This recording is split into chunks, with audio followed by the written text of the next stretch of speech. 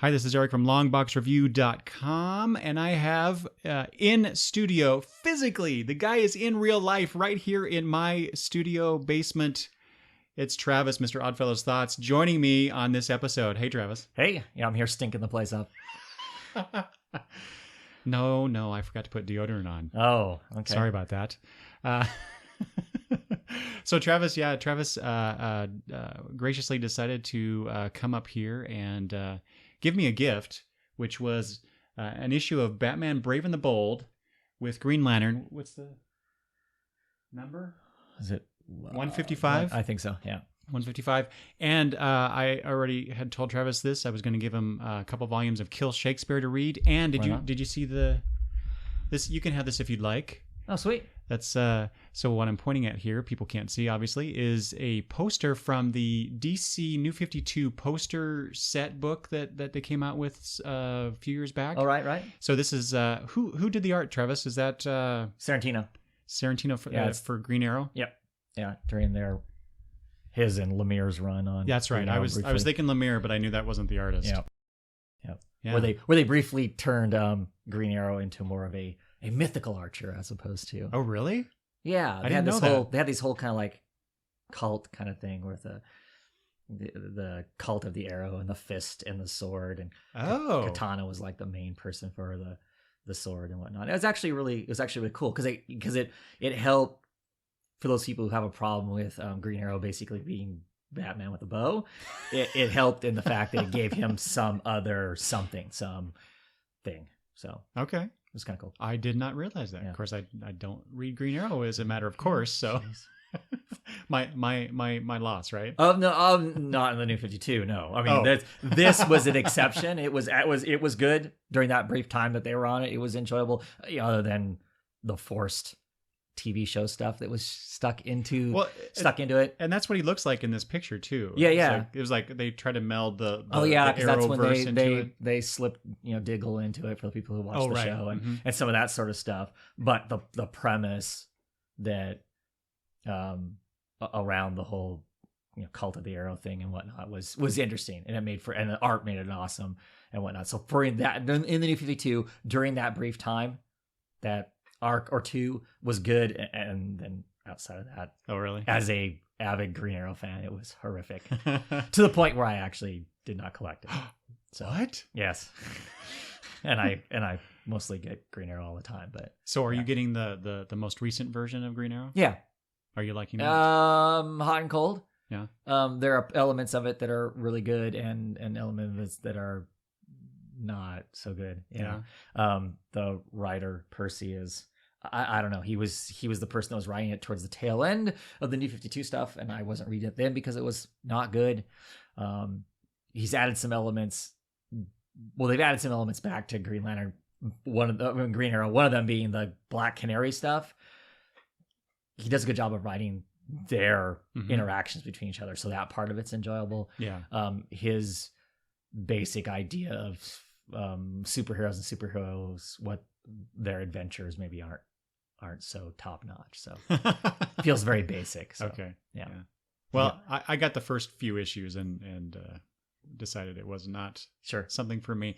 But that's something that I, if you don't mind, Travis, eventually I want to get together with you and talk about the Rebirth stuff, because we haven't officially done that on any venue. So, but I'm really curious what you have to say about a lot of these new books. Sure, I've read them all. So yeah, especially since, as I admitted in my last episode, DC Rebirth is kind of not so hot for me. Oh, yeah.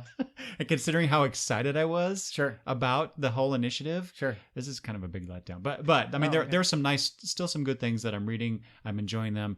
But I really just want to gab with you about it. Oh, yeah. Awesome. So we'll do that some future episode. Sure. But this episode is going to be focused on, just in time for Halloween, our top 5-ish, I'll say. That was horrible. Top 5 favorite magical / mystical characters, depending on how you want to look at it. And we'll talk about some other things too, I'm sure.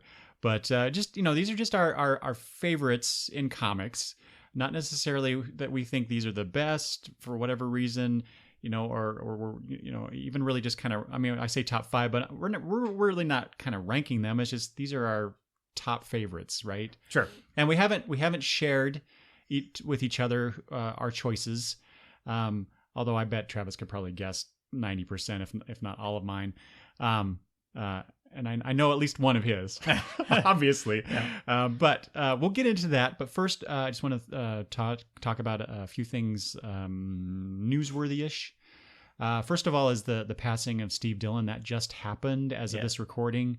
I think yesterday we got the news about that. Yeah, which is, I didn't even know. I honestly don't even know. I was going to look this up before you got here, Travis, but I didn't do it. I don't know what he passed away from, and I don't know if it's been announced or what, but he was, from what I gather though, it was kind of sudden. Yeah, I think so. Yeah. I mean, I'm not aware of, I mean, typically, it seems to be like if you kind of follow creators and whatnot, you get a sense if somebody's ill or whatever, you get an idea of that beforehand, or if somebody's struggling with something. Heard nothing. I mean, well, he's been working on Punisher. I mean, he's currently as of, a couple days ago, was currently producing work. I mean, he was on that title. He's like 56. Yeah, he was. I know he's 50 something. I know. I knew that. Yeah. So he's not much older than us, right? So I hadn't heard anything. I think it was sudden. I don't think this was. Yeah. I mean, but like I said, I haven't heard either though. Maybe he was, hiding something all along or whatever. I have no idea. But then again, as with Darwin Cook, they announced his illness, and then just as suddenly he was gone. Right. So maybe there's something along those lines. But it's still too bad, because I think with Steve Dillon, I think my first exposure to his work was Preacher. Maybe something before that, but I can't recall. Yeah. I think for me that he does some Hellblazer stuff too. Right. That's true. But what order that was in, I don't remember. He had an impact. I mean, on the industry. The books he was on are, anybody who reads beyond, the big two, outside of that, I think his impact is pretty significant. Like the Preacher stuff and whatnot. So I saw on Twitter. I saw another artist that I follow on Twitter talk about that, praising Steve Dillon's line work. And then I also saw, and this is, I have to agree with this, so I want to bring this up. Someone else posted a photo or a scan of a page that he did, and talked about the way that Steve Dillon brought emotion to the characters in the books, and the page showed these characters and their facial expressions. And I have to admit that is one of the reasons I did like his work, because he was able to impart the especially through eyes. A lot of comic book artists, the eyes kind of, they're so small on the page that they you often don't get to see an artist use that part of the body to provide, to communicate something. And then if you do for me, if you do zoom in on a comic book drawn face, then it kind of looks a little wonky, because it's cartoonish. And so, but regardless of that, Steve Dillon did do a good job emoting, at least through his work. So I really appreciate that. That's something that is often, I think, overlooked for the action aspect, especially in superhero comics. Sure.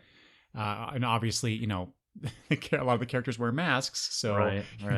you're not going to get that level of emotion. So I always appreciate an artist who is able to pull that off. So that's unfortunate, and I feel bad for his family and friends. Yeah.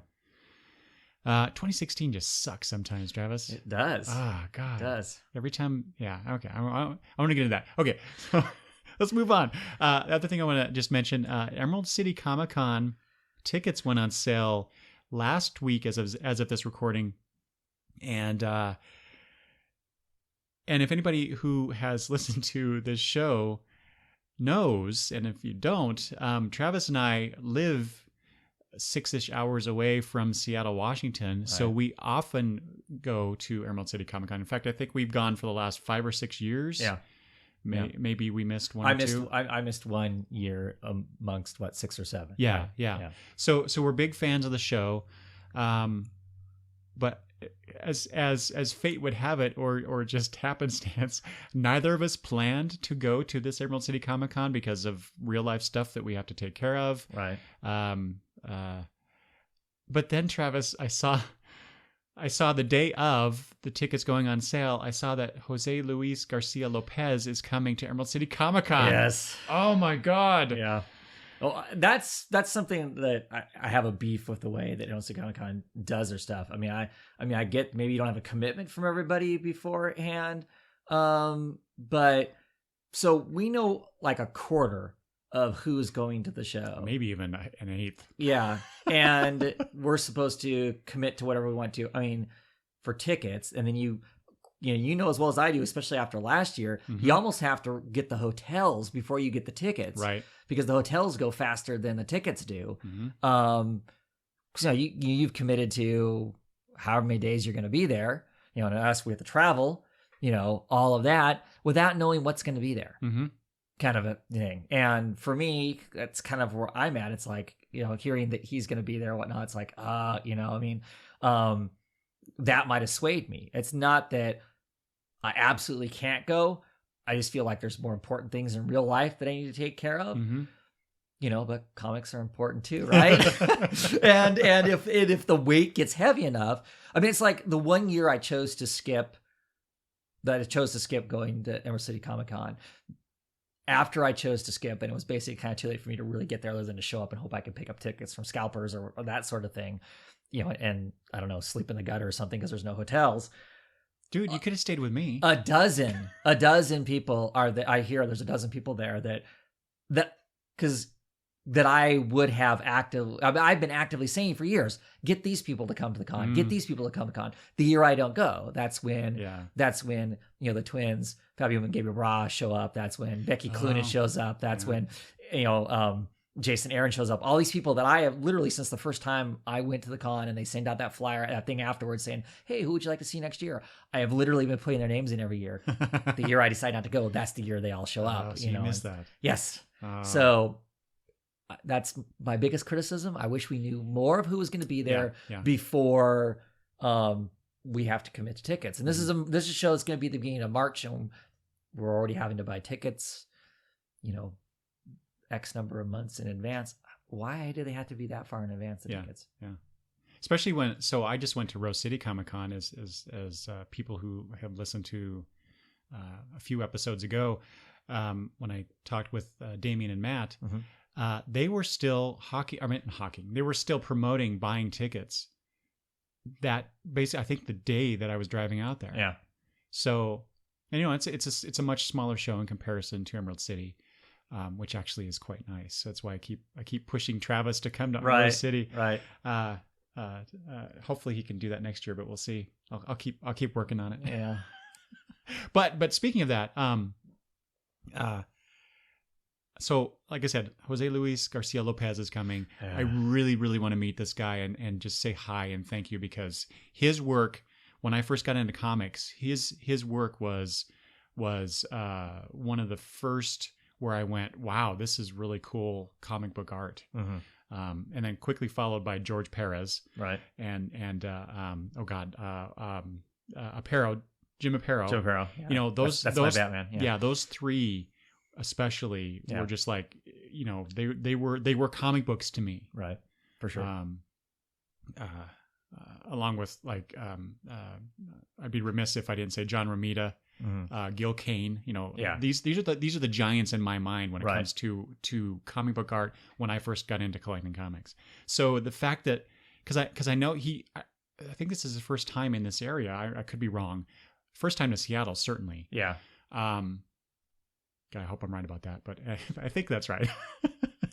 I say these things thinking I know, and who knows. Anyway, I really want to go. So I'm thinking about going one of those days that they're there, because he's supposed to be there all weekend. Travis, let's take a day, you and I, and just go. Right. They have to. And then if there's anybody that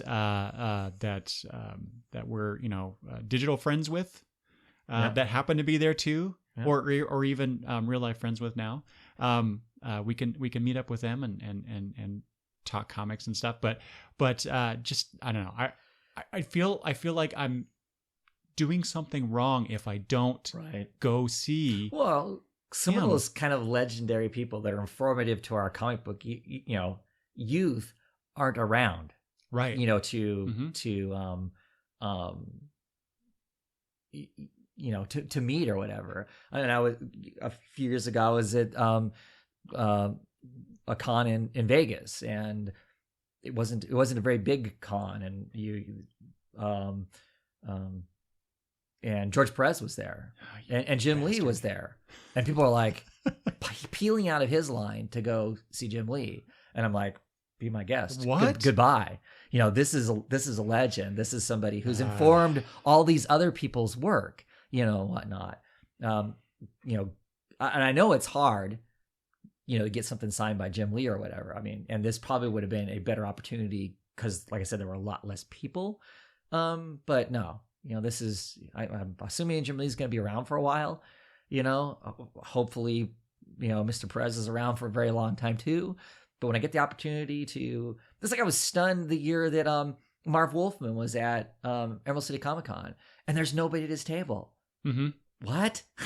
This is a person you should be talking to. Yeah. And so I totally get, going and seeing these people when the opportunity arises and whatnot. Mm-hmm. I think what some people don't realize is how much pop culture artwork is floating around out there that is his work, that is Lopez's work. Oh yeah, definitely. I don't think, I mean, you get the classic, Wonder Woman poster and those kinds of things, and that's him. That's who it is. His name may not be somewhere on it, but that's really who it is. That it, or it's somebody doing a knockoff of that, kind of a thing. So yeah, totally get it.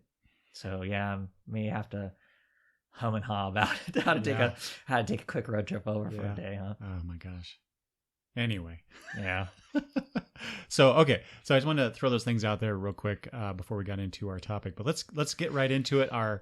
Our favorite magical characters. So Travis, I know that you were in communication with me. You were contemplating what. Well, I mean, the religious, right? What's religious magic thing? and what's religion, and not to, because I click for two reasons. One, just out of curiosity's sake and whatnot, not to be offensive to anybody. I mean, what because I think most of us view magic as being, well, just that it's not a real thing, and and unless you're Alan Moore. Okay, like I said, most of us, and then there's there are heroes that and comic characters that are where it's it's religious based, and some people practice that. So where's the line at? What is magic? Which in some cases with some characters is really easy to point out because clearly everything they're doing is saying a spell backwards, and that's how it works. That's magic. Versus, I'm, depending on what you want to look at, I'm the embodiment of some, deity, whether it be God or an actual deity, that are heroes. So are those magic? Is that magic, or is that, something else? Holy works, and so therefore it's not magic. Right, I don't know. Right. Well, and so one of my responses to Travis when we were messaging back and forth was that I think, especially in superhero comics, there's no real difference between magic and religion, because the religious characters, the gods that we get, I mean, they're essentially offered to us as being magical creatures of some to some degree, right? Right. That may be a really simplistic viewpoint, but but it was still an interesting thing to ponder, right? Right. Well, I mean, there's, like I said, there's tons of characters that kind of over the years have kind of fallen into categories. I mean, some of them are clearly, like the Norse gods and whatnot that fall into superheroes comics.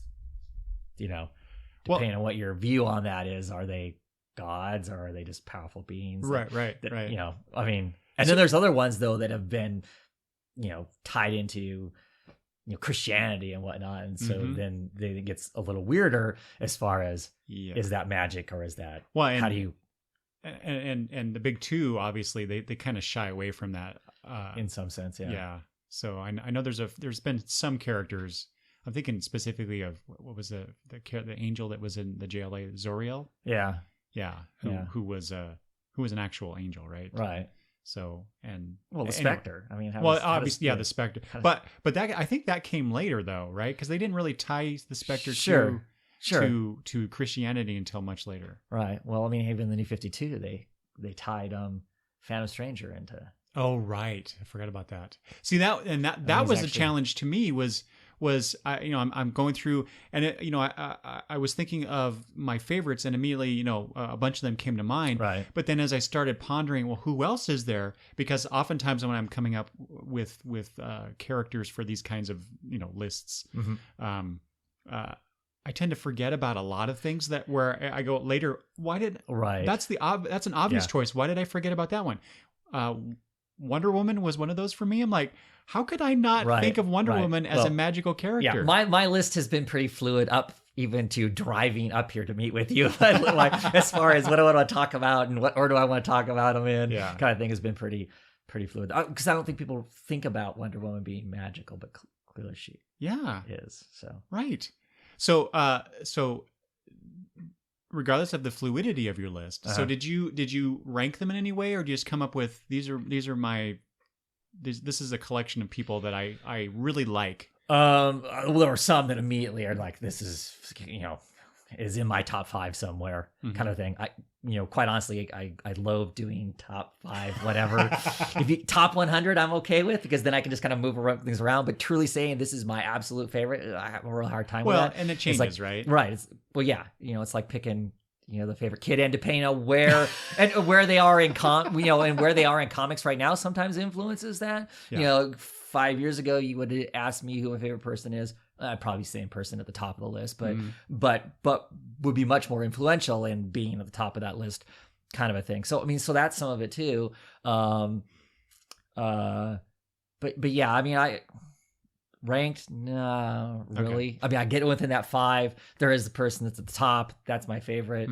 Has been for a very long time. And then after that, it gets really wishy-washy as far as Well, I forced myself to pick 5 because that's what you said, 5, and there's a whole bunch more. Well, and I kept taking things in and out of that.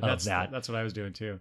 But in fact, there's one character on here that originally wasn't in my initial list because I had this other character in mind. I'll talk about that character later. But as I was doing my research, I realized, wait a minute, I actually do like this character more, and for this reason. Right. And I'll talk about that. But I did, just to let you know, I did kind of, same as you. I went through that same process, but I did kind of rank them. So the ones I'm going to talk about in the order in which I'm talking about them they're kind of ranked. But by no means feel like you need to do that either. So, but if you want to save like your favorite for the final one, sure, go right ahead. But if you want to start with that, that's fine too. And speaking of that, why don't you go first? Who's first on your list? Who's first on my list? First on my list is Kid Loki. Yeah, there you go. That's I forgot about Kid Loki. Yeah, Damn it. I like to some degree I like Loki anyway. He's just kind of a fun that I like even the total villain aspect, the throw in ultimate chaos and just wreak havoc. I like that as a villain anyway. But basically, yeah, Kid Loki, and I say Kid Loki because when Kieran Gillen and Jamie McKelvey took over basically Young Avengers, and I know to some degree there are mystery. Journey into Mystery is where he started at, and I don't actually have those issues yet. It's a list of things to get. I've got the collections somewhere on my bookshelves here. So that's something I still want to and need to read, because I know there's stuff that happened in that influences further into the stuff that I have read. But I really like that character. I like where he's at and his journey with those creators, in those creators' hands. Just on a on a personal level, I like the character and what he represented, what he was trying to do and whatnot. And I like the kind of mischievous, magic that he produces, that, that the idea that, because by the time they got a hold of him and started working with him, they kind of turned him into, instead of a god of lies, they turned him in kind of into a god of storytelling. And so he influences everything through that ability and whatnot. And I find that really, really cool, and really like the character there and whatnot. And even the people after him, that then the short-lived Loki series, I really enjoyed the heck out of that too, because they kind of embraced what Karen Gillan and Jim McKelvey had created, and continued to run with that. What happens, because he goes from being Kid Loki, I don't want to spoil really anything, at the end of the Young Avengers, and then he grows up a little bit. Panicus becomes young adult Kid Loki in there, and that Loki was really kind of cool too.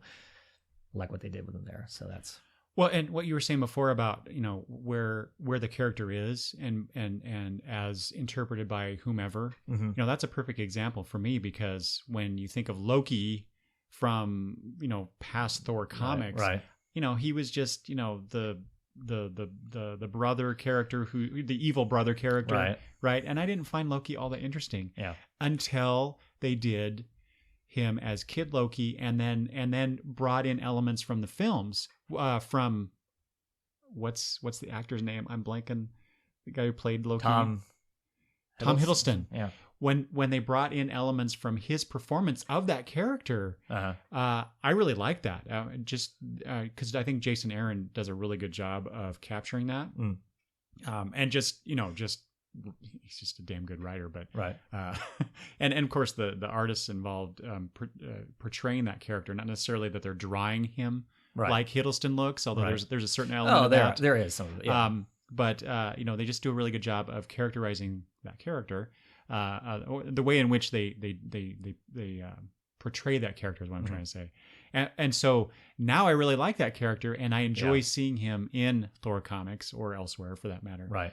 If they change him again, who knows? Yeah. So yeah, and I guess why I like the old Loki now, and it's more to do with now appreciating the old Loki more in comparison to Loki, right? Yeah, right. Because some of the stories that get told recently, both Lokis are around at the same time, and it's really interesting.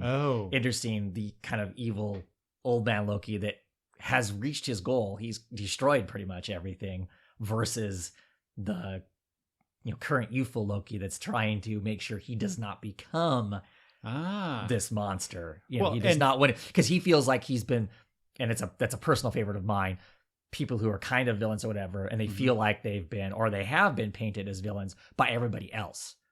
It's kind of thing. I mean, it's one of the reasons I kind of like the original, the second volume of The Secret Six, is because they actually kind of try to do good things. They just do it kind of in a screwed up way, and everybody insists so much that they're villains that they can never get out from that role. And and Loki struggles with that lots of times too, because everybody's always kind of suspicious of him. Yeah, we know you're Loki. Come on, we know you're going to screw us at some point. And he's just like, no, that's somebody else painted me that way. I'm really not that. And him trying to fix that all the way along.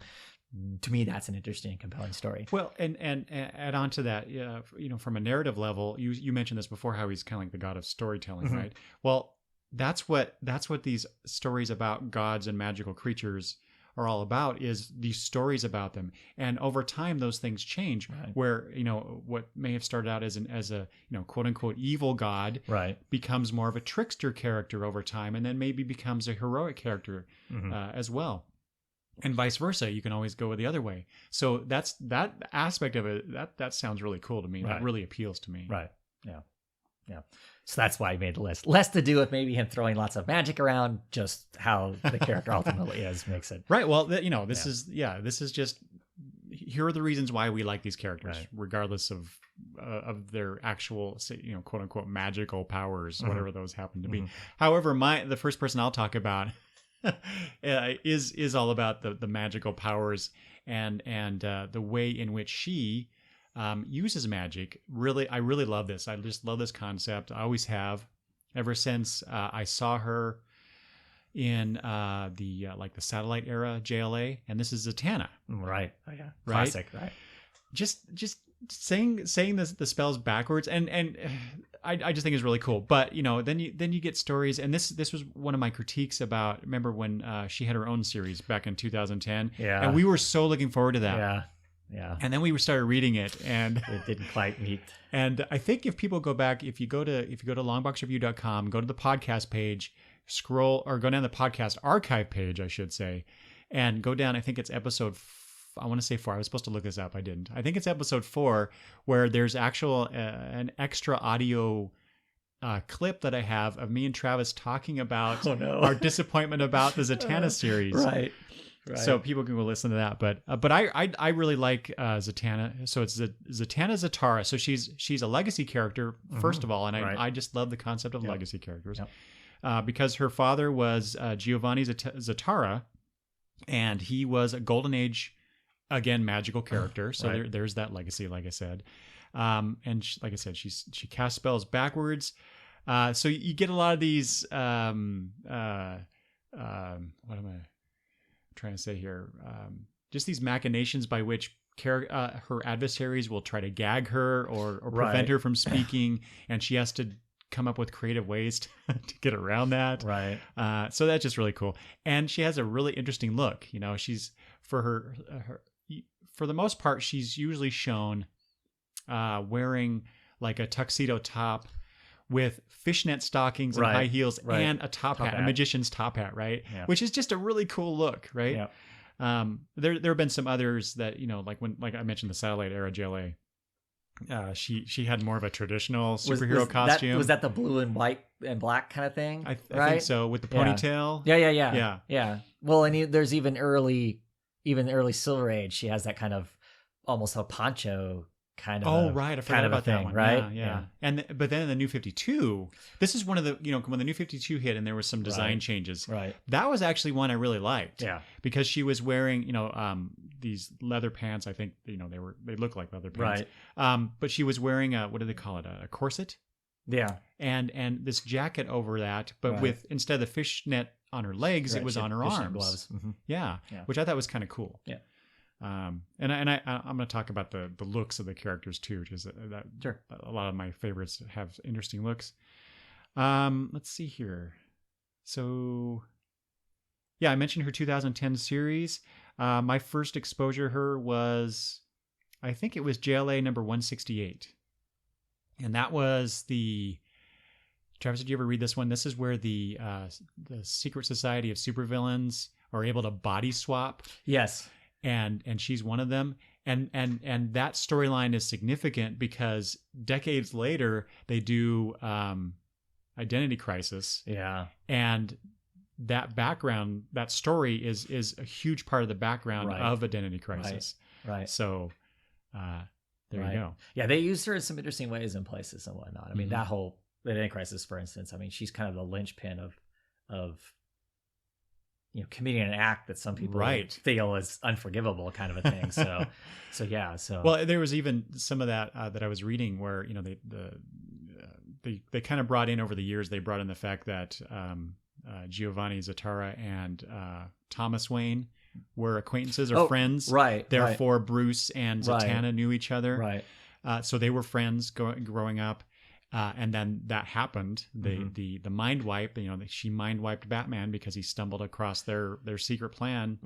With Dr. Light, and so there was a falling out there that apparently was later just kind of brushed aside for better or for worse. Right. But there've been some interesting relationships that Zatanna has garnered over the years. Yeah. My favorite interpretation of her was the Grant Morrison writing her in Seven Soldiers. Oh yeah. It was really kind of edgy and whatnot. And I know at least I was, and some of our other friends that we talked to about it were kind of excited, hoping that her solo book that was in the would be more like that. Would be like that. Yeah. That it would be kind of that kind of an edgy kind of a thing that of course never even came close to that. I mean, her 2010 series is, I mean, if you like the character, it looks beautiful. Yeah. It just, I don't know. They just kind of fell down in terms of driving her story forward more. Yeah. I also want to mention too, some of these characters have some notable appearances in other media. And I don't know if did you watch Young Justice all the way through? Oh yeah. So her introduction in there, I really liked what they did with her. Yeah. As a younger character, coming into the already established group. Mm-hmm. And I especially liked how she flirted with Dick Grayson. Of course. I just like those two. I would never think of the more established version of Zatanna and Dick Grayson, but in Young Justice that really appealed to me. I really like that. And then what happened with her father and the Dr. Fate the version of Dr. Fate in Young Justice, that was just a really cool story. Yeah. So anyway. Who's next on your list? Let's see. Who's next on my list? Next on my list is Hellboy. Yo, see, I didn't even. Yeah. Yes. And I don't know. I love Hellboy. I love everything about Hellboy. I love how he rolls. Just how, and that's how I see it. He just kind of, once he kind of becomes established in being who he is, that's how he deals with the world. He just kind of rolls with whatever's going along, at least as far as the monster bashing, Nazi fighting, crap sort of stuff. I just love everything about that character and that one. But I love Mignola's greater kind of universe anyway, and how the occult and magic is used in it. I think they do a lot of research that kind of ties things into things that were actually written back in time and whatnot, and that makes the whole universe really rich as far as magic goes. And then Hellboy in that, just his kind of establishment where it's that I guess in a way the classic born of evil but raised by good people, so therefore nature versus nurture, and I enjoy that that aspect of it too, and as far as a good romping smash 'em up book, I always love that, him with his Fist of Doom, beating the heck out of stuff and whatnot, and I enjoy him. He uses the occasional occult elements and whatnot to get him through whatever he's going on, whether that's bones of saints or whatever, just all the little aspects of it. I really like the character, and I like his own his own inner struggle beyond him casually outwardly rolling with everything. He also has this giant weight that he's destined to be the king of hell. I mean, he's destined to be in charge of all of that. And not just that, but also isn't he supposed to just basically take over or destroy Earth or whatever? Yeah. So that whole element that weighs on him and how he's going to deal with that. It is really interesting and really intriguing. And I mean, it's been enjoyable. He's dead now, technically, but they still wrote stories about him even after he died, because of course he dies and he goes to hell. Right. So those were some interesting stories there too. And of course now, because of the way the whole Magnolia universe is set up, they just kind of bounce around and tell stories of his past, to continue with the character in different ways and whatnot. So Hellboy is one of those characters that I honestly haven't read a whole lot of. Mm-hmm. In fact, I don't think I bought a Hellboy comic until the Hellboy in Hell series first started. Oh. So I missed everything you're talking about. Right. Sounds so much fun. Yeah. So one of the things, I haven't talked to you about this yet, but I was going to ask you, where do I start? Yeah, see, everybody's always asked that about Hellboy and about BPRD. Right. Where, because there's so much out there. To some degree, like with Hellboy, you can kind of jump in wherever you want to, because the way the story's told, sometimes they spend time just talking about the past and whatnot.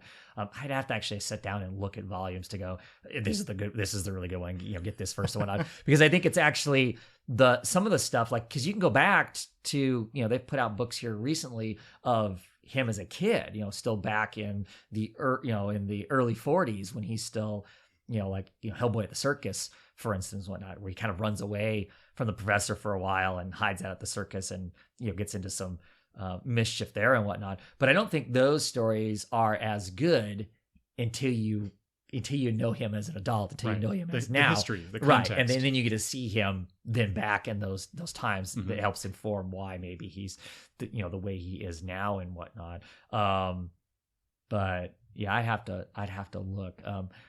And for me, even personally, I haven't read everything that's Hellboy wise. Now the BPRD stuff, I've read all of that, but as far as Hellboy in and of himself and in his own books and whatnot,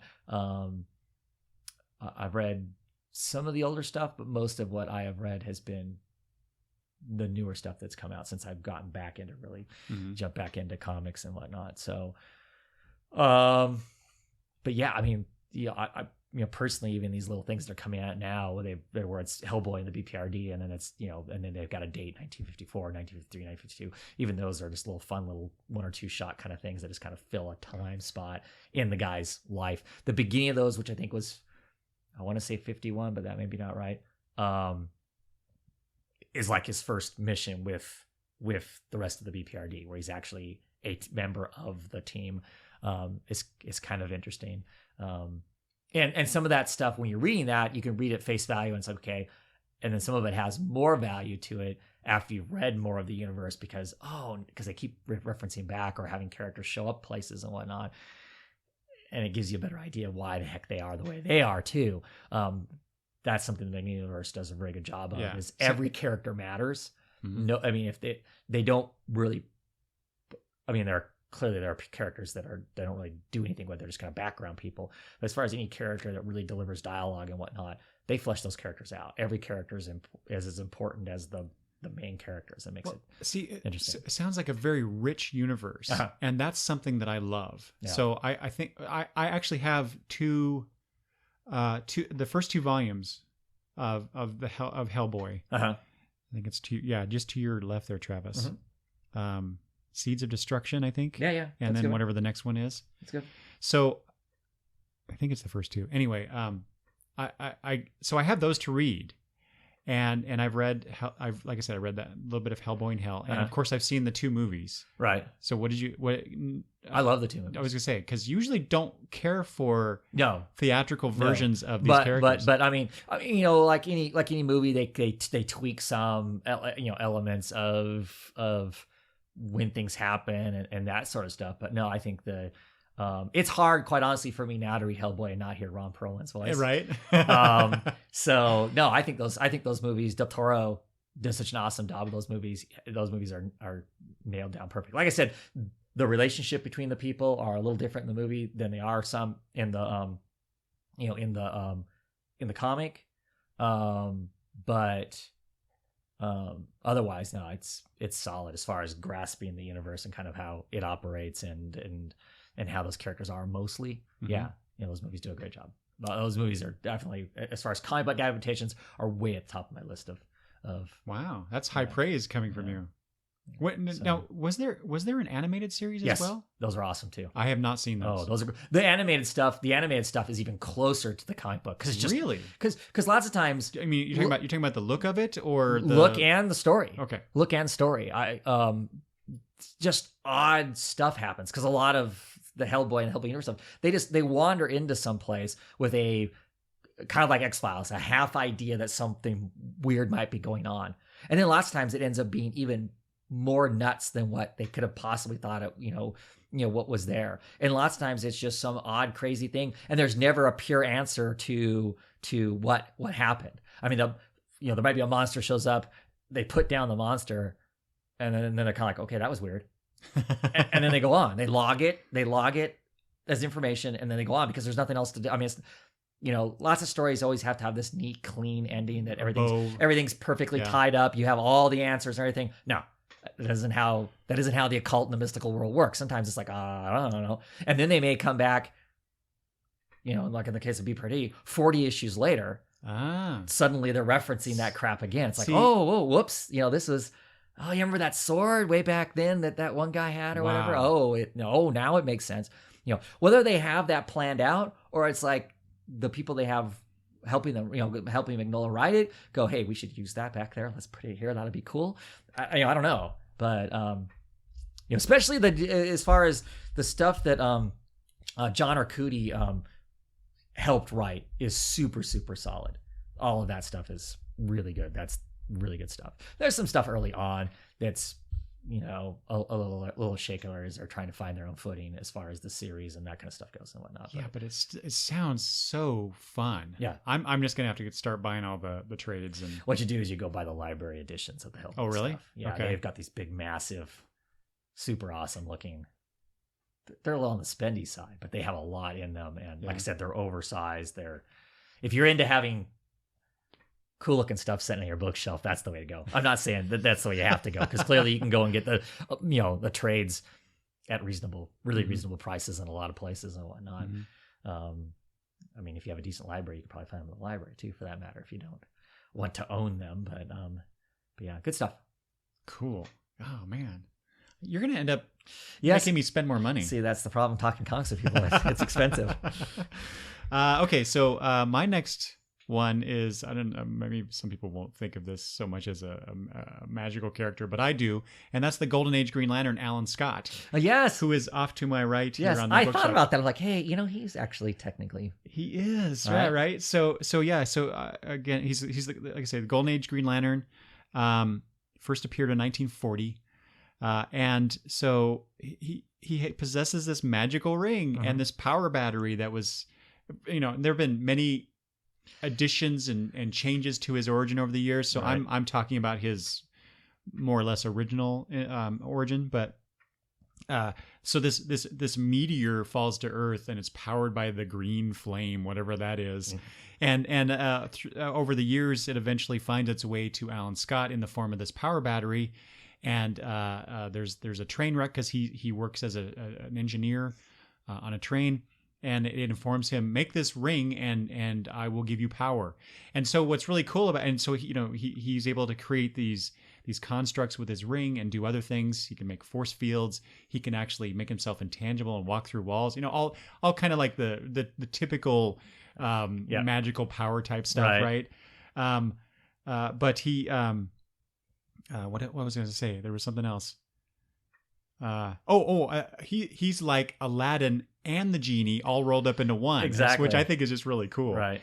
And he has this really stupid vulnerability to wood, but that allows him not to be the super uber powerful guy, right? So he has this really mundane vulnerability, right?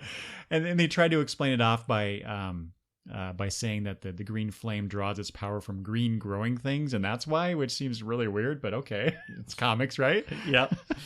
and since he's, like I said, he's off to my right here on the bookshelf, I love his costume. I know a lot of people in comics and outside, in the real world, complain about his fashion sense, because he's got green pants, this red shirt, a purple cape, and it's all accented in yellow, right? Right.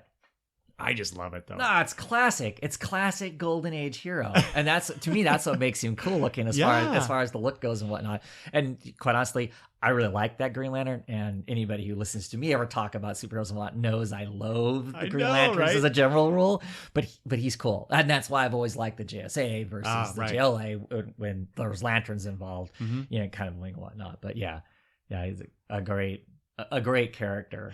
But yeah, so my first encounter with him was early on in my comic book reading, issue of Green Lantern number 111, where he teams up with Hal Jordan teams up with Alan Scott, and we have this cross universe adventure involving magic and the more science based Green Lantern, right? And so not only was my first introduction to Alan Scott, it was my first introduction to the whole idea of the multiverse, the DC multiverse. Right. And that, I read that, I'm like, oh my God, what? Yes, right. JSA on Earth 2? Right. Huh? More than one. Yeah, right. Exactly. Exactly. So that helped propel me into loving the DC universe. So, Alan Scott for that. Let's see, there was something else I wanted to say about, I talked about his costume. Oh, I have, you could probably see it, Travis. There's a couple volumes over here, the Golden Age Green Lantern archives. So I love this character so much, but I realized a few years back that I had not read a whole lot of his Golden Age appearances. Right. And so when I was able to find those 2 books, I grabbed them. So I'm looking forward to reading that. Although I fear I may be disappointed somewhat, right. Based on my research into the character, because it's at one point during the before he basically went away for years.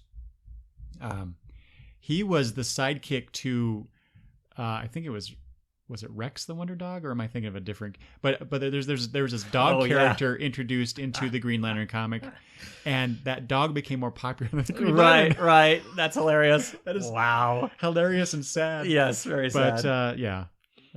Let's see here.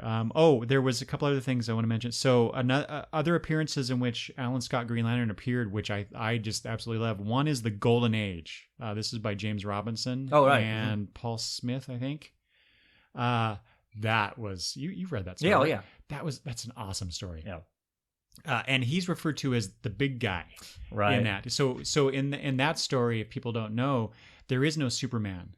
There is no. I don't think is Batman in that one. I don't think so. I don't think so. So it's all of the JSA characters for the most part, without Superman, Batman, and Wonder Woman. I believe. Yeah. So without the Trinity. Yeah. Right. And so he's referred to as big guy because he's the most powerful there. Right. Until Dynaman shows up. But I won't say any more because people need to read that. Definitely. And I don't know if you saw this, but in a couple previews ago, they solicited a deluxe edition of the Golden Age. Oh, really? And then I got an email from DCBS that says that they canceled it. So I'm assuming they didn't get enough orders, perhaps. Yeah, I don't know. I don't know how that works. Sad. Yeah. That is sad because that is an awesome story, and I ordered it because I would have loved to have a hardcover deluxe edition of that story. Right. Damn it. Yeah. And then one final thing. There was a story in Detective Comics. I don't know if you read this, Travis. 784 to 786. It's the Maid of Wood story, where Batman teams up with Alan Scott. And so this is post-crisis. So the whole JSA, JLA thing. They're all together on one Earth. Right. And so Green Lantern used to be based in Gotham City. And so, and of course, obviously, Batman is in more modern times. And so they had this adventure that spanned decades, because whoever the villain of the story was, it appears that he's operating back in during the time that Green Lantern was active in Gotham City, and also now it's going on now, and it almost looks like that maybe Green Lantern committed murder, and so Batman's investigating everything. And so you get to see the two of them interact, which is I haven't read all the comics, but I can't think of other instances where Batman is interacting with Green Lantern directly like that, and in the way that he did, because Bruce has a bit of deference towards Alan Scott in this story, which I thought was really cool. No, I haven't read that. Yeah, interesting. That was a good one. Interesting. So, next for me is Wonder Woman.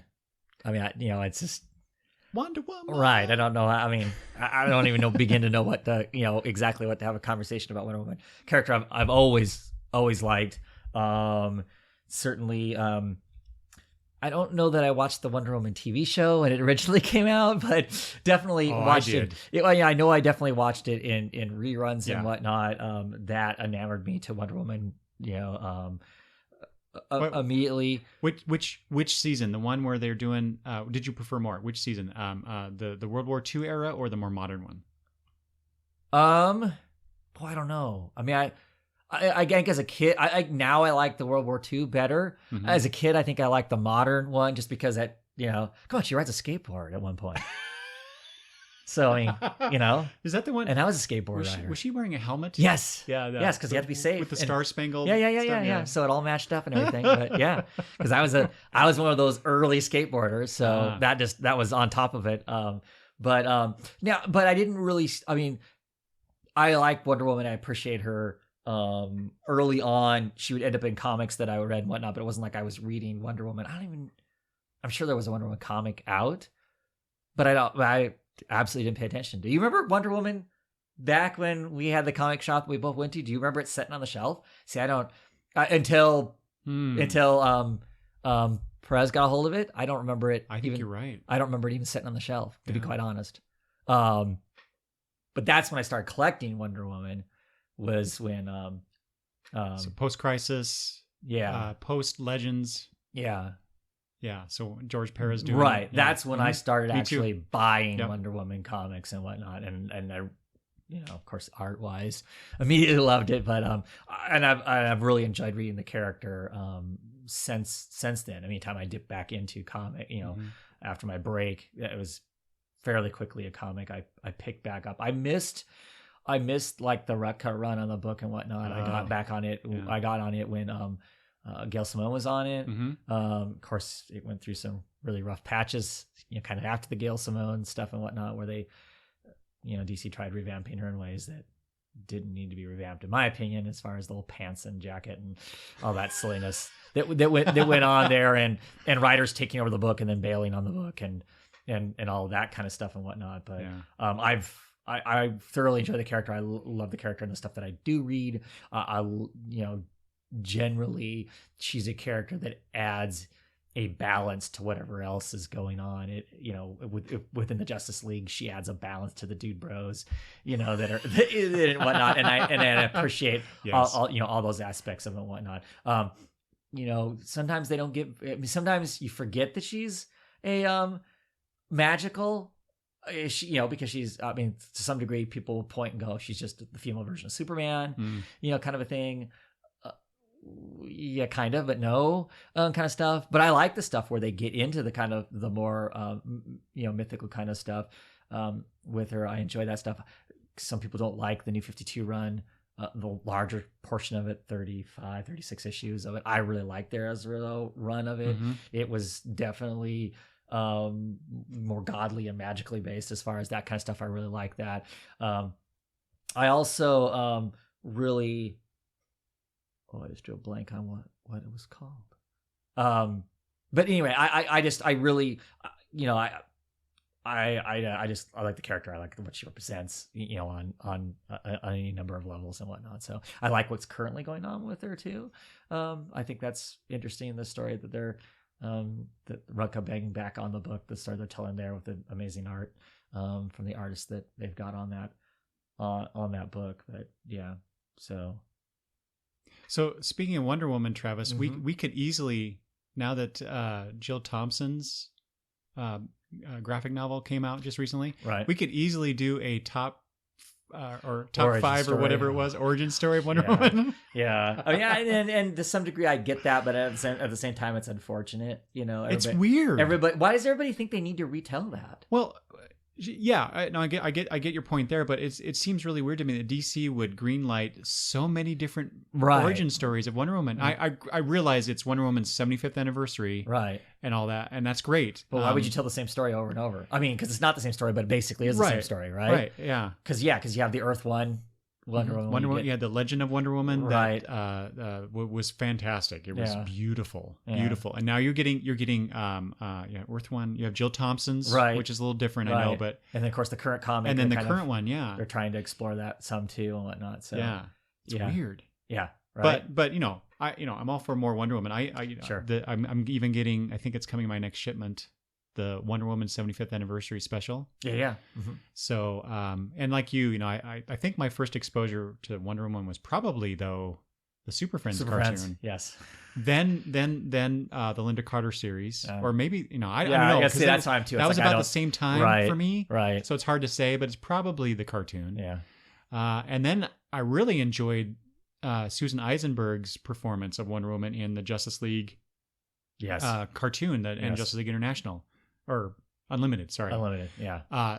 Super strong character. Yeah, very good. The actual Wonder Woman animated movie. Yeah, I actually haven't seen that. Really? Yet. Yeah. You can borrow it, and if you'd like. Okay. It was one of the worst of the bunch for me, but I still appreciate the fact that they made it. Right. I wish they would do more.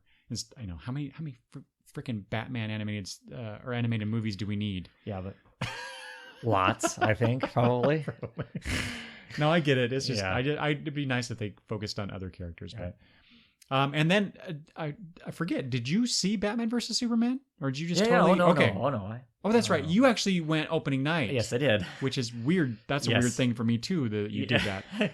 But anyway, I loved her.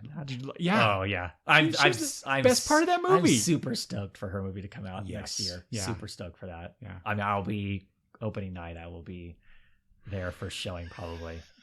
Well, yeah. Like I said, I really love the character. Yeah. I mean, and what little bit she was in the Superman versus Batman, loved her character there.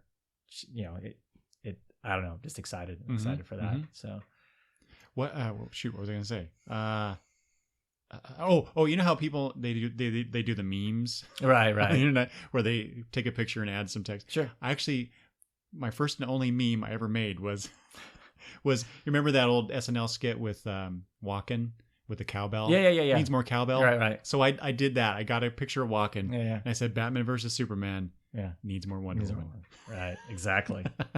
Anyway. Exactly. I'm really glad you put Wonder Woman on the list. Yeah. Same with you. As the Perez run is, where I actually started buying Wonder Woman. Right. I was interested in Wonder Woman. I got the first Rucka run in the late 100s, I think it was, where it started into the 200s. Yeah. And then after that, I read the whole Straczynski run. I didn't think it was that bad, but but I understand the objections to it. Yeah, but the Azzarello run, that's really good. I'm actually not liking the latest incarnation, latest Rucka run on there. It might have to do with the fact that they're alternating issues between the current story or current timeline story and the year one story. I don't know. Anyway. See, for me, I just read that as being two different Wonder Woman books. Yeah. So I get too. twice as much Wonder Woman. Well, that's true. That's very true. And like I just said, we need more Wonder Woman, right? Right. Okay. Well, my next character is also a female character. It is Black Alice. Black Alice was on my short list for a very long time. Good. She's on my slush list after the fact. Yeah. I put her on and off the list a lot. She was one of the first ones I thought of. Yeah. And this is going to sound really stupid. I actually haven't read a lot of her stuff. A lot of her appearances. There isn't a lot. There isn't, but I haven't read all that. Oh, yeah. But she made such an impression on me when I think I first encountered her in the Day of Vengeance miniseries. Mm-hmm. I know she was in Secret Six. Briefly.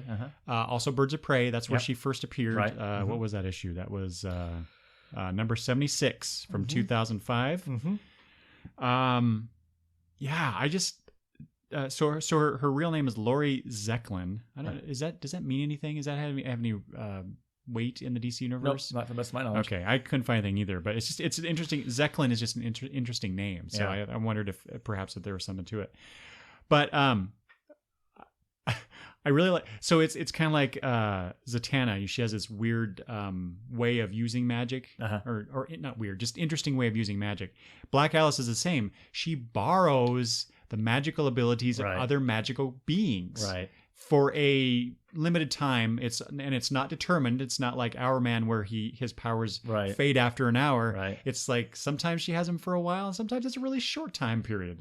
But so she just based on that, and she's borrowed the powers of Dr. Fate, the Spectre. Yeah, she potentially has the power to be the most powerful creature in the DC universe to some degree. Oh, for sure. And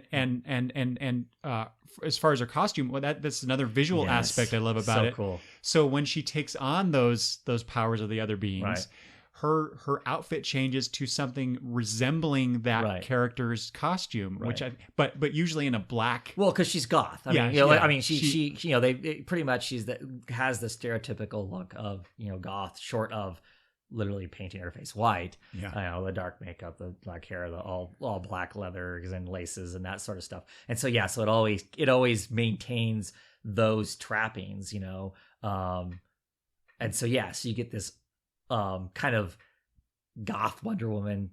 on occasions because she's tapped Wonder Woman's powers in the past. I love her Dr. Fate when she's Dr. Fate because she gets the helmet, but then and so I don't know. It's just really cool. Visually, she's a very awesome character. And she has the attitude. She has an attitude, I should say, with other characters. Yeah. But it's also that's the bravado behind the very fragile. Yeah, the very fragile nature of her character. Her mother was. I forget now. Was she a drug addict or she dies of cancer? Oh, okay. Wait, I thought the father did. I thought it was mom that died. I think it was the father. I think because she was trying to cure her dad by borrowing Raven's powers. That's right. And she thinks that she ended up actually giving him cancer instead. But I thought the mother was the one with the drug problem. You're right. And so she's trying. She first her abilities manifest, and then she tries to help her mom, and she goes after the drug dealers. That's right. And so I think that was in the Birds of Prey story, which I have not read actually. Do you have that issue? Yeah. I may have to borrow that sometime. Okay. Like I said, I think I first saw her in Day of Vengeance, and then there's the Secret Six issue, 16. 16. Travis and I are looking at it. It's on my wall here. It's just a black and white cover with Black Alice sitting on a tombstone. I think is that supposed to be Catman's hand reaching up, or is that somebody else's? I think that's Deadshot's. Is it Deadshot? Okay, that's a beautiful cover. Oh yeah. I when I saw that cover, I don't think I was even collecting Secret Six then, even despite the fact that you said I need to read that book, and you were absolutely correct. Yeah. I bought that issue because of that cover. It's one of the first times I've ever done anything like that. I have 2 copies of that, Travis. Yeah, nice. I wondered about that when I saw it stuck on the wall. I'm like, I wonder if he's one's in the box, one's on the wall now. Yeah. So yeah, I want more Black Alice. And here's the sad thing. So they brought her back. I think briefly. Correct me if I'm wrong. Secret Six. In the New 52 of Secret Six, and I did not like that book so much that even my draw towards wanting to read more Black Alice was not enough for me to keep getting it. Same. And she seemed weird, which is crazy because the creator of the character was writing her. And quite honestly, the creator of the character has done most of the writing of that character. And just that whole volume of Secret Six is, in my opinion, is nothing to talk about. Really? Or it's a lot to talk about, but not in a good way. Oh, okay. So maybe we'll have a conversation. But that was unfortunate, the use of a Black Alice there. I'd really like to see her introduced back into the let's throw in the Teen Titans or something. Yeah. Well, it's funny you mentioned that because she also had was a run, a backup story in a run of Teen Titans. That was pre-New 52. No, it wasn't called a Trinity. What was it called? Coven of Three.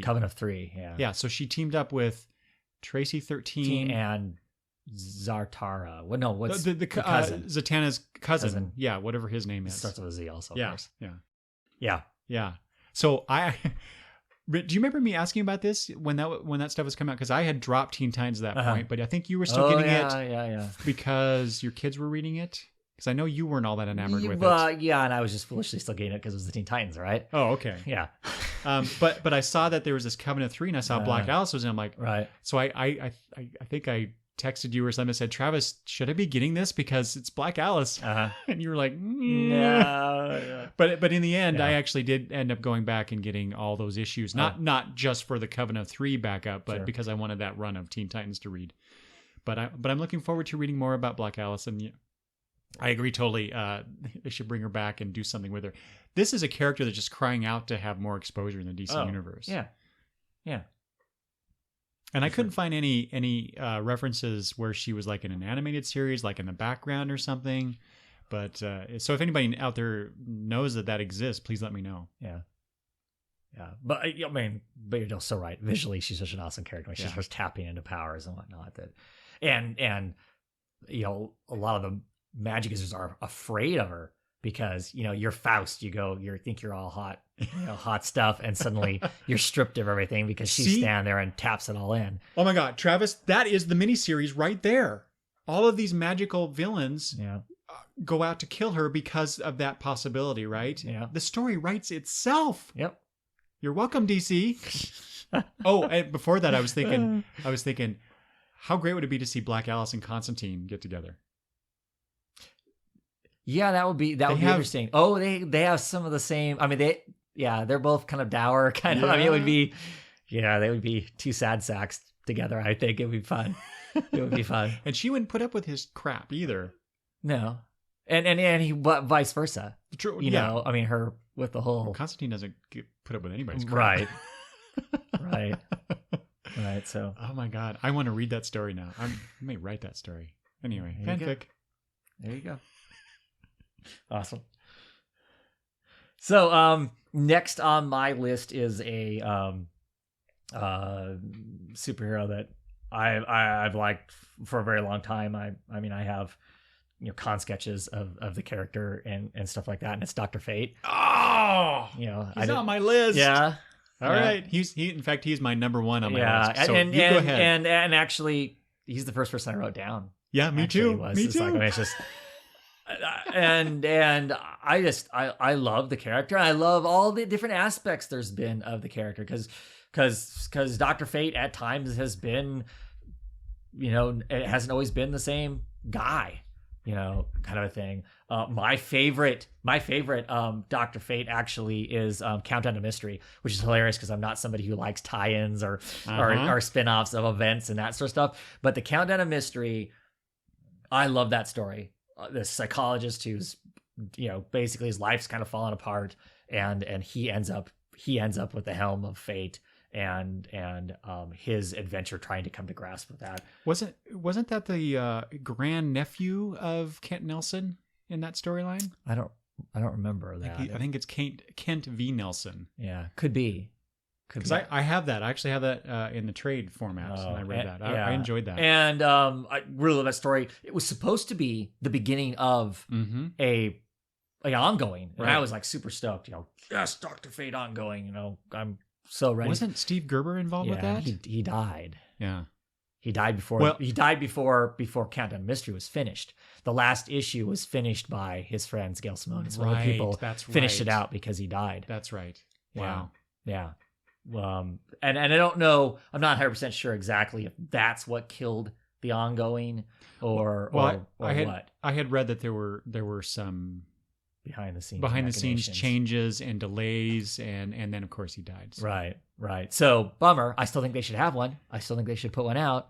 You know, I want to go back. I mean, here recently we've had these different versions, like the Earth 2 version of the character, which I don't know. I'm hot and cold on that version of the character. Then of course we have the Steve Levitz, right? Isn't that who wrote the DCU version, this latest version we have of Paul Levitz? Paul Levitz. Thank you. Yeah. Paul Levitz.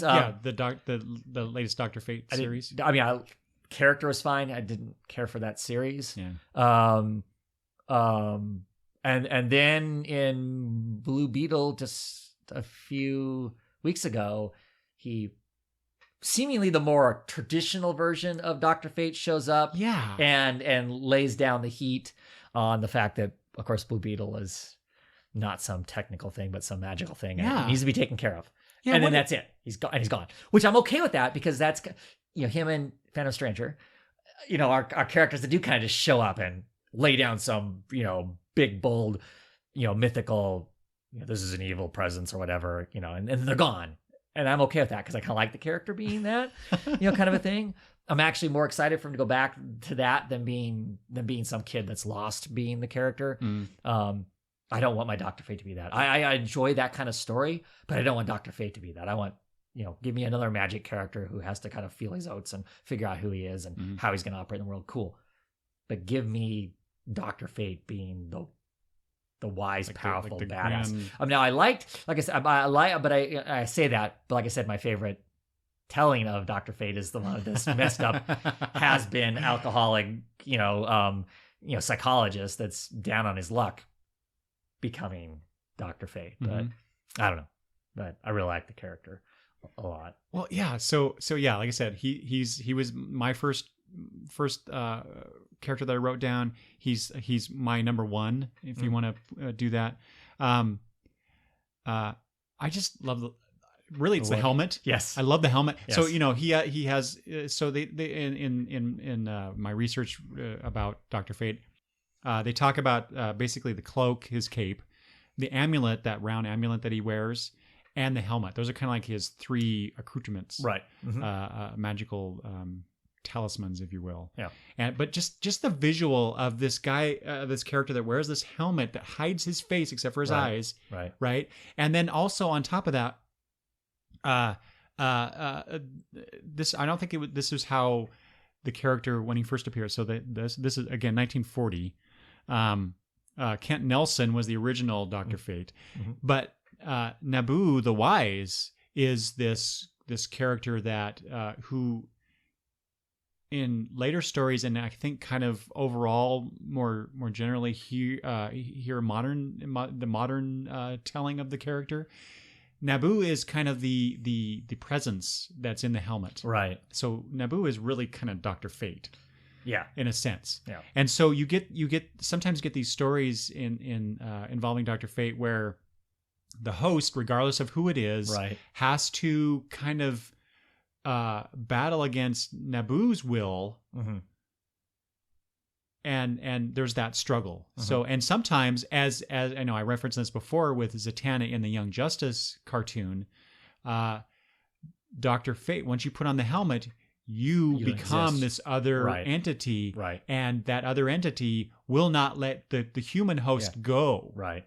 And so that I love that too. That's an awesome concept. And why don't they do? I don't know. I was gonna say why don't they do more of that in the comics? But it's really all about the character and how interesting is a character that is all stoic and staunch and just very serious as Dr. Fate tends to be portrayed as. So the story is told about him around him with the secondary characters. Well, that's true. You're right. Yeah, you could. I mean, I'm not saying you couldn't do it, but I think most writers tend to want to get into the character, him or herself, and deal with the psychology of that.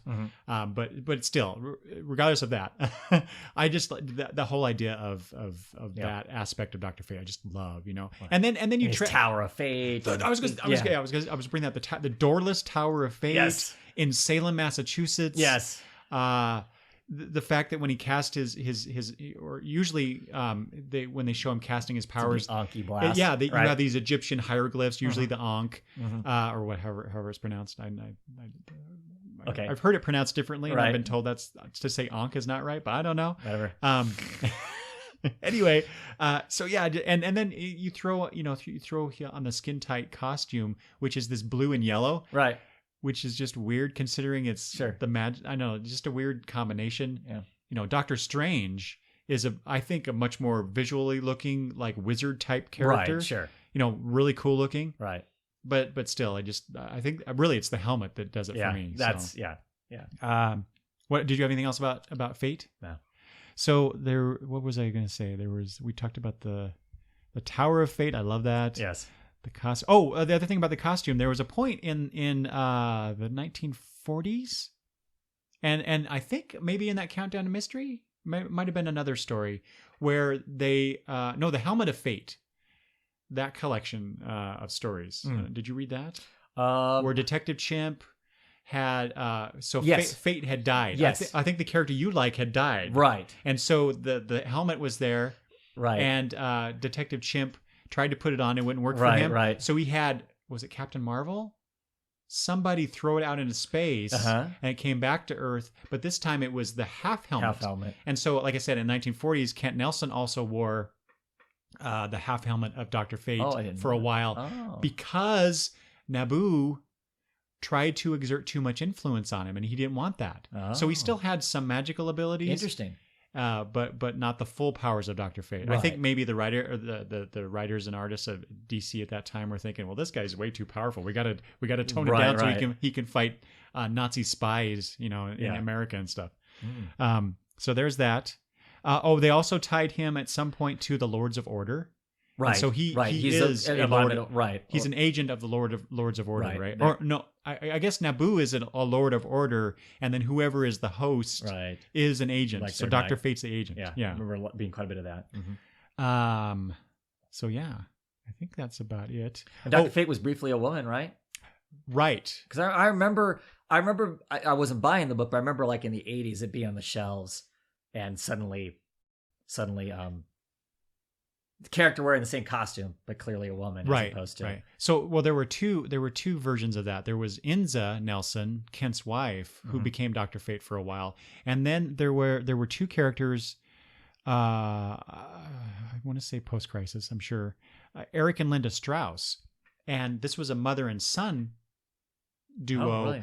And to become Dr. Fate, they merged together, which that's weird. Weird. Yeah. Sounds like a Keith Giffen right. construct, right? Anyway, and then there was also the after Zero Hour, there was that Fate character where it was Jared Stevens was the name of the guy, but instead of becoming Dr. Fate, he fashioned the helmet into a dagger and something else. Oh, really? He had an ankh on one side of his face, covering one of his eyes. Right. I never got it, but I remember briefly thinking, "Oh, that's new and different. I'll try it." Right. And I never did for some reason. Obviously, it didn't last, but yeah.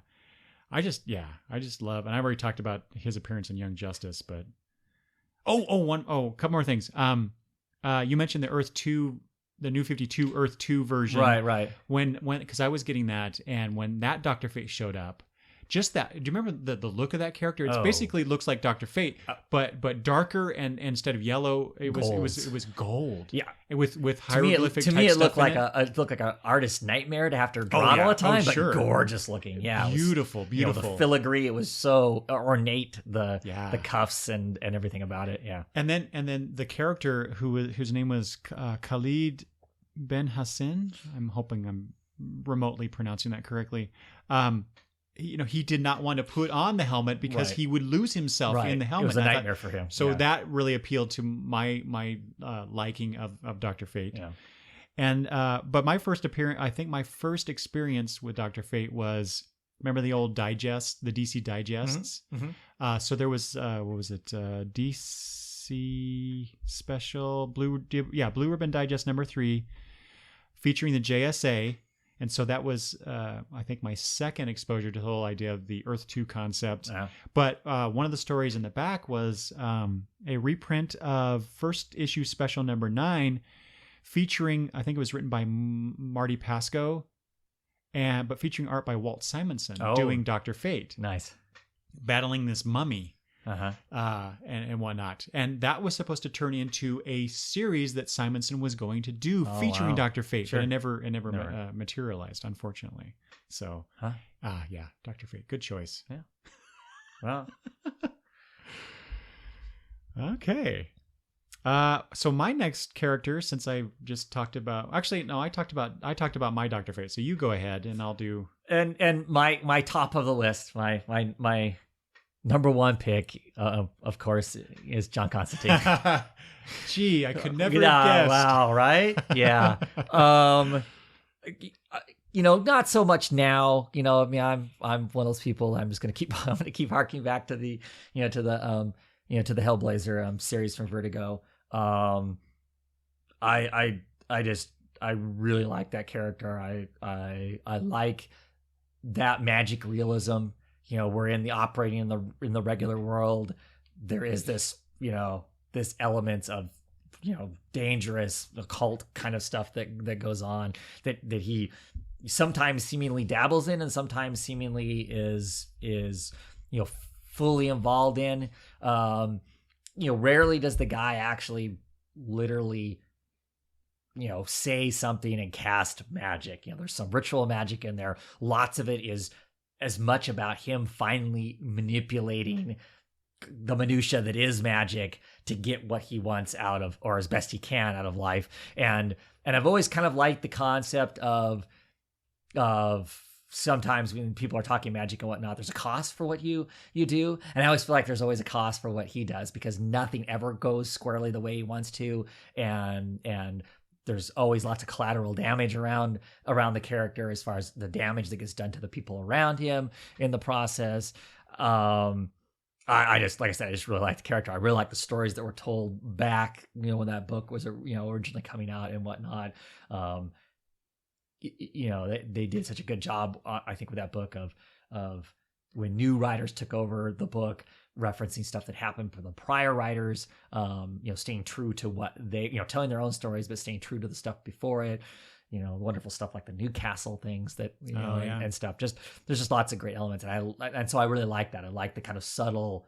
I mean, yes, demons showed up and that sort of stuff, and clearly that's not subtle, but the rest of it was always so subtle. It was as much the con game as it ever was the magic. The magic was the con kind of a thing, and I like that. I like the subtleness of that elements of the magic and whatnot. Of course, then you get into the New 52 version of him. They throw him in the universe with everybody else. He was okay in like Justice League Dark a little bit. They kind of pulled his character ways that I wasn't particularly as interested in. They turned that whole kind of element of bad stuff happens to people around him. It felt like they made it very vulgar and him very boorish about it. Like you just knew it was going to happen. And so what kind of stuff. And I didn't care for that because I never felt to me like the outward Constantine was like, whatever, roll, water off a duck's back kind of a thing. But internally that all bothered him. And it never felt like the New 52 version of it. That was ever really the case. There was no remorse for those things. I never felt like, so I ended up not hanging with that for very long. I'm getting the current Rebirth is all right. The one that was right before it was okay too. Oh, really? None of it to me is as solid as what was. Sure. As that original stuff. But that Ming Doyle, Riley Rossmo, I liked it. Loved that one. For new stuff, new Constantine. I love it. Yeah, it was definitely moved back towards clearly those writers were going, okay, this was the good stuff, and that's what we want to kind of talk about. I mean, it's still, I guess, it's all flashier. It's all flashier, and Hellblazer was rarely flashy. You're right. Yeah. And I guess that's the element I like. One of the elements I liked about the Hellblazer is I really felt like I could wander off to the rainy side of London and encounter these people. And none of the stuff that's out now do I feel like they're nestled in our world. They're clearly nestled in the DC universe where you can glance up and see Superman whipping by and whatnot. And that takes away from some of the elements I liked about the book originally. Oh, I agree. But characterized, he's much better now for sure, as far as how he operates and whatnot. But just before you got here today, Travis, I read the issue that came out within the last 3 weeks. I don't remember which. Okay, so it's like issue 2 or 3. Yeah, right? it has to be. I think it's issue number 2. Yeah. So I haven't decided yet about that series, but I mean, it looks nice. It's got more tats on it. I don't. You don't like it? No, I mean I don't like his women. They all are 100% the same, and so that bar bothers me. I guess. Sure, yeah. But the characterization of Constantine though seems a little bit more like what you enjoy. So at least there's that. I think we're back to having a British writer who is looking back at that old stuff and going, oh yeah. Who's that written by? I'm Oliver, last name Oliver, I think. Okay. Yeah. It's over in that box. It's too far away for me to go get, so I can't check it. Yeah. I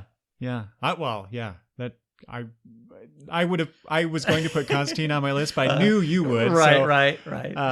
I love the character too. I obviously, I did not get into that comic as you did, because I remember I tried telling you. I know every month it came out. Dude, you're reading Sammy. You're reading this. You're right. But I did. I over the last few years, I did go back and because I had read all of your issues up to a certain point, and I dipped my toe back into that series a couple times over the years.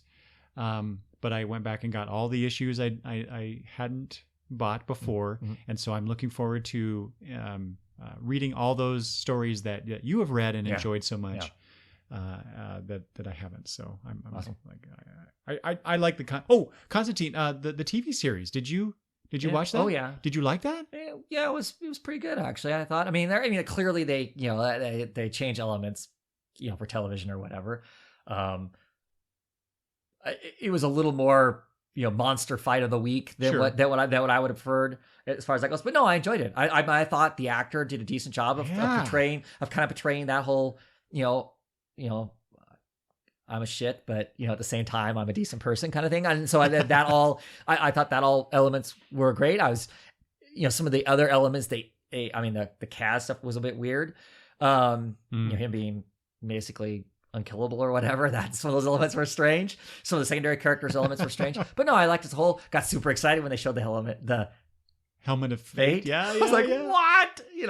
So that was a whole other level of oh my gosh. But no, I really enjoyed it. I was bummed that it didn't that they couldn't find a landing place for it. That somehow Supergirl finds a landing place and it didn't. Why didn't so I don't know what happened. Why did the CW not want it? Was it too expensive?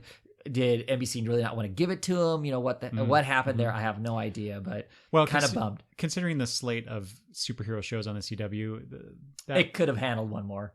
Well, but I don't think it doesn't match up. That tone doesn't match up. Yeah, they show freaking. I know. They show a show that's a knockoff of Hellblazer. They show Supernatural on what? It's the 12th or 11th or 12th episode. There are characters. I'm sorry. That's on. I don't watch Supernatural. That's on CW? Yes. Oh, well, that's why. Because they can't have two Supernatural-based shows on there, even though they have four superhero shows now? Yeah, okay. Whatever. Is it 4 or is it 3? Yes. What's the one I'm forgetting then? Flash, Green Arrow. Oh, Arrow. That's what I'm forgetting. Yeah. Sorry. Did you watch when the guy who plays Constantine on the NBC show showed up on Arrow? Yeah, that was cool. Yeah, I like that. They put the right elements. If you're going to have those two mix, they put the right elements together for that, and they continue to reference John Constantine. Oh, do they really? Yeah. Why don't they? Oh, there's no excuse. They continue to reference the character because they have to fight. They fight with Dark a whole bunch of the thing. People don't like that. There are people who don't like that season because it's so mystic in orientation and whatnot. But through that whole season, after Constantine was on the show, they continue to reference. Put him. Constantine on CW Fridays. Sure, why not? Also, did you enjoy the Keanu Reeves movie? I actually so yes and no. Yeah. The opening sequence of that movie, if the entire movie would have been that, it would have been comic book movie reference gold, in my opinion. Because the camera angles, the whole as they're going into the very beginning of the movie, they're going into when Constantine shows up, they're going into this apartment building because there's a person that is possessed and whatnot. They have these bizarre camera angles that are from the top and from weird angles, which are your comic book type shots, not your standard, this is over the camera, shoulder, right? The typical camera work you see. And so when that came out, of course, I'm sitting in the movie theater because it's, worried that it's Keanu Reeves, but not that I have a real beef with Keanu Reeves, but just that's not who I would see. Right. So yes, I enjoyed the movie for what it was. Is it Constantine? No. But I liked a lot of elements and stuff. I bought that movie. Yeah. I actually, that was one of the, I'm not a big fan of Keanu Reeves either. Yeah. But I really enjoyed just that interpretation. I thought they did a pretty good interpretation. Well, yeah, for making it its own thing. Like I said, I enjoyed the movie. Like I said, there's parts of them like, you know what they should do? Take the guy, and I apologize, I can't remember the actor who played Constantine in the TV show. Yeah. Even if you just did the movie again, but put him in it. Yeah. Oh yeah. Yeah. So no. I don't have beefs with that movie. I just watched it again. I don't know, a couple weeks ago. With my kids. Well, yeah, that's a movie that if it's on, I will sit and watch it. Yeah. I enjoy it that much. Yeah. Sorry, I interrupted you. No, but like I said, there are elements of it. I guess my problem was it quickly spun into an action film. Yeah. And like I talk about with the comic, I enjoy the Hellblazer because it's not that. It's not an action film. It's more though when he's sitting there blowing the smoke under the shot glass with the spider under it. It's that. It's more those elements. It's more the weird guy that's in the back of the bowling alley that's giving him the little weird stuff and whatnot. Those are all perfect. The moments where the things are coming to get them and the whole street goes dark and whatnot, and he's explaining to the Catholic detective that this is what's happening here and keep your eyes closed. Those elements fine. It's when he pulls out the ridiculous gun that looks like a cross and he's blasting crap towards the, that's the elements that's like, no, that's not, to me, that's not. The whole conversation with Gabriel at the end after her wings have been ripped off and whatnot, and he, walks away from her. That's a Hellblazer element. There are great elements there. It's the action film part of it that it kind of spun into. That's the part of the film that I enjoyed it first being a film, but to me is not a Hellblazer type thing. Right. So. Well, now I don't even want to talk about my last one because that was a good way to end. No, what is it? But I will. My final well, like I said, Dr. Fate was my first choice, but the final one to talk about is Ragman. Yes, he's on my oh really slush list. Oh good, yes, good. But that was one of the characters I was like, ooh, religious versus right. Well, you get both, right? You get both. There's a whole lot of religion involved, especially with the reinterpretation in the 2000s, as compared to when he first appeared in 1976. Right. Rory Reagan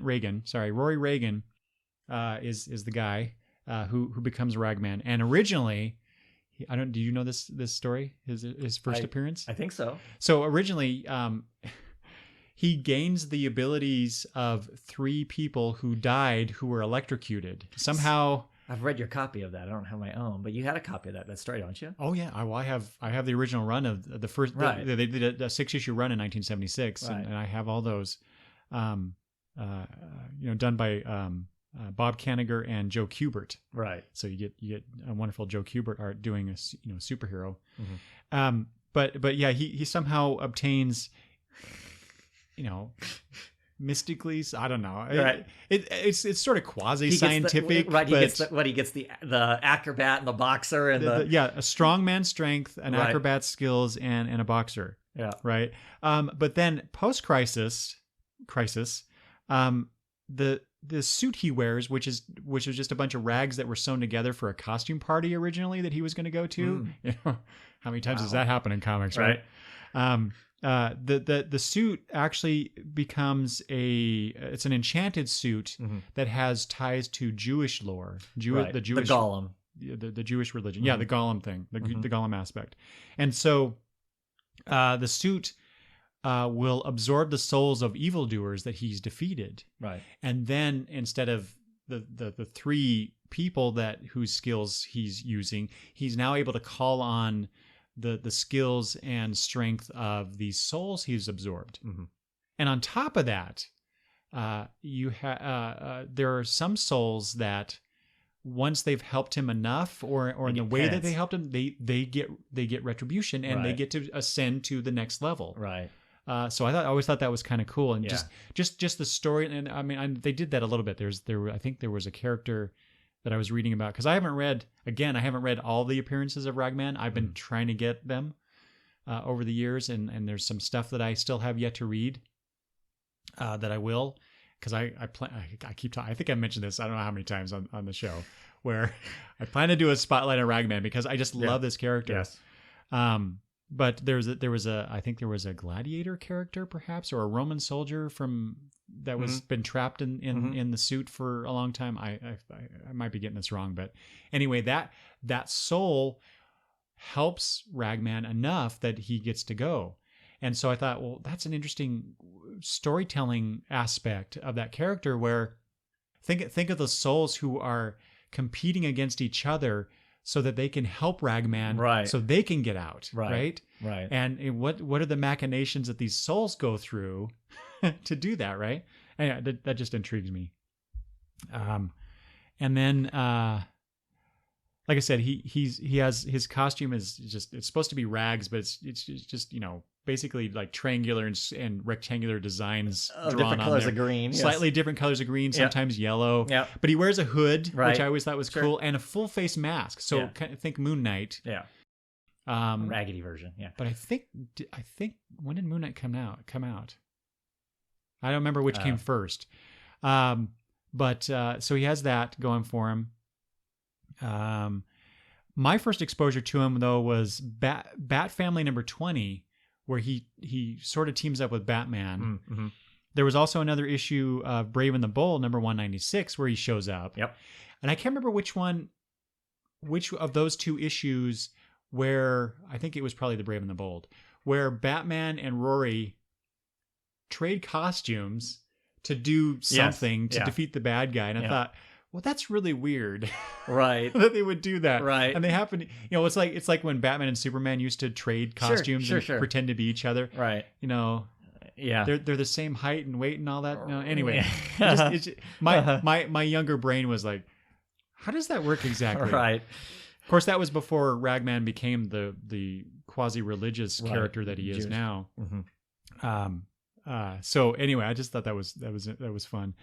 And then he was part of, I think more prominently, I mean, he's been involved in all of like the magical things in the DCU, right? The Day of Vengeance, the Reign in Hell storyline, right?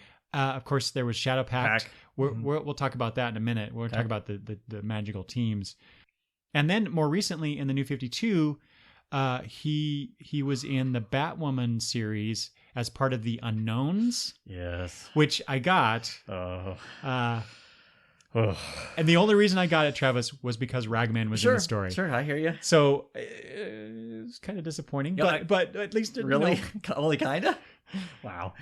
I have a lower threshold for entertainment than you do. I guess. I think I mentioned that before. But anyway, so Ragman. I for some reason there's something about that character cool. I just like. He's cool. Did you ever read those? There were some backup stories in the back of. Was it Batman Streets of Gotham, or was it backup stories in Batman? Right before the New 52, there were some backup stories. They had some that were like Two-Face, but they had a Ragman one where Firefly was going around torching parts of Gotham. You told me about this. Yeah, it was really good, and they never finished it. That's right. Because that year we went to the con, and the New 52 was starting up and whatnot. Because remember, Ethan was still really little then? Oh, and he shows up at the panel, the DC panel, and he's like, "Are you ever gonna finish that Ragman story in the back of that?" And Bob, what's Hex's name? That's in charge, Harris, right? Yeah. Is like, we didn't finish that. Like he totally got off guard. Of course, we've never seen it. I think that one part of that backup story never got finished, and it was really intriguing. He was running the pawn shop, kind of helping out his little corner of Gotham, and and he was Ragman, and of course, the poor were getting burnt out of their buildings by Firefly. And now there was a Ragman one shot that came out after the New 52 launch. I wonder if was it different? Okay. Yeah. It had nothing to do because I bought it because I'm like you. I'm a Ragman fan. I don't own that original run of stuff, but usually if Ragman shows up somewhere, I'm gonna buy the comic. I'm gonna get it. If I wasn't having already been reading Batwoman at the time, having heard that Ragman was gonna be in it, I would have been like you. I would have went and picked it up, kind of stuff. No, so that was kind of its own kind of weird little telling. It was kind of doing something a little bit different, but not with the Ragman, that kind of an odd one shot. That was something that had been written, I guess, quite some time ago and just been sitting in a drawer, and they finally decided to publish it. Oh, okay. So, you had told me before about the Batman or the backup. See if I can find that. I need to find those issues now because I totally forgot about them. I can't remember what issues of what they're in. I'll let you know. Look it up. All right. Yeah, if they ever come out with another Ragman, because when they first moved him more to the religious aspects of the character, they did that 8-issue miniseries, and then they did another miniseries which somehow I totally missed. I have it now. I haven't read it, but I don't know how I missed it. Yeah. But I would love for them to do more with that character. I mean, more than what they did with him in the Batwoman series. Yes, give him his own book. Why didn't they put him at, when they first launched the New 52, he would be perfect as part of the Dark that when they first launched it, right? That would have been a perfect place to put him. Yep. But, oh well. Can't put everybody in though, right? Right. Which is too bad. No. Okay, so those are our favorites, for good or bad, whatever. Sure. I noticed, so you're the only person that chose a Marvel character. I have Magic. She just fell off my list. Yeah. I had her on my list for a little bit, and I'm like, like these other people, but. Well, yeah. We're biased. I will freely admit I have a DC bias, Yeah. but I don't know. When I think of the big two characters or companies, I tend to think DC has more It's magical richer characters. To me, it just feels richer. It does. It just feels richer. I mean, and granted, there's all the Norse stuff. If you want to allow that in as far as the Marvel stuff goes, that's all magical. How dare we not mention Thor and all of that. And then there's Doctor Strange, and then it kind of feels to me like that's it. I know there's Scarlet Witch. I always forget that she's magic or in orientation. I'm sorry. I refuse to acknowledge the fact that she's magical. Okay. She's a mutant. And right. She has mutant hex abilities. Right. That's what I always grew up. That's what I grew up understanding as too. And and then like I said, there's magic. Another mutant plus magic character. Yes. Right. She uses her mutant abilities, right, to help her with the whole magic stuff, right? So it's a combination of the two. But she's named Magic, so clearly she has to be magic, right? Come on. But then after that, I get very right. Then I have to go to like Wikipedia to start looking to see who's magical, right. and that's not. I mean, I don't feel like that's all just because over the years I have become, definitely more of a DC fan than a Marvel fan. Mm-hmm. When I started out, my world was all Marvel. And then slowly drifted to DC, and I gravitate towards magical characters anyway. I like the magical characters, which is the whole reason I wanted to do this with you, right? Yeah, but I can't name. Yeah, it seems like Marvel doesn't promote that aspect of their universe as much as DC does, perhaps. Right. Or maybe it's just because we read more DC than Marvel. Yeah. I mean, granted, I'm currently reading Doctor Strange, the current run of Doctor Strange, written by Jason Aaron, and so I'm kind of getting an introduction to, or all the little minor characters that are magic. You kind of get shown because, of course, briefly in the story that's going on, they almost shut down magic in the Marvel universe, and so all those people are losing their power and whatnot. So you get a little bit of that. It could be really cool. But I don't know. They don't. Right. They don't. That's not. I mean, clearly it's going to take a boost with the coming Doctor Strange movie. We'll give some of it a boost, but I don't really feel like they're doing anything extra special with the magic universe of Marvel. And at least you also included a character from an independent company. I feel like such a DC surrogate. Well, there's a lot though. I mean, my list continues to go on. Clara and the Witch Boy. Oh, I had him. Spectre, Phantom Stranger, Kid Eternity. The Demon Etrigan. I mean, there's Etrigan. Yes, I had him on there too. I mean, there's a lot. I mean, there is a ton of Tim Hunter. Yeah. Ghost Rider. Okay, this is the one I almost put on the list besides Zatanna. Blue Devil. Yeah. Love Blue Devil. Right. Mordru from the Legion, and Doctor Doom to a certain degree. I know. Well, I think a lot of people forget that. You do, because he's walking around that in the armor and stuff. But yeah, Hawk and Dove. Dove almost made this list. They're man. Lord, they are agents of order and chaos.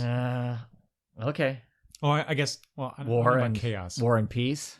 Yeah, but they obtained their abilities mystically originally, but then it was later tied to the conflict between the Lords of Order and Chaos. Okay. Oh, that's right. Because they got their powers from two lords, one of which was from Order, one of which was from Chaos, who fell in love, and they wanted to promote that unity. A way to bridge the gap between those two groups, and so they created Hawk and Dove to help with that on Earth. Okay. Somehow. So I'm kind of shocked you didn't pick that. Right? You know how much I love those characters, especially Dove. Dove, I know, like I said, short list, but Dove and Blue Devil were almost replaced Zatanna and somebody else on here, but yeah. Was there anybody else? Oh, well, another big one who's now in the DC universe, Captain Marvel, right? Slash Shazam. Shazam. Mm-hmm. That's a huge magical character, right? Yeah. Black Adam. Black Adam, of course. The more current incarnations of Black Adam, I love. So Jeff Johns is the JSA run. He was, oh my god, that was a great story. Yes. Yeah. Yes.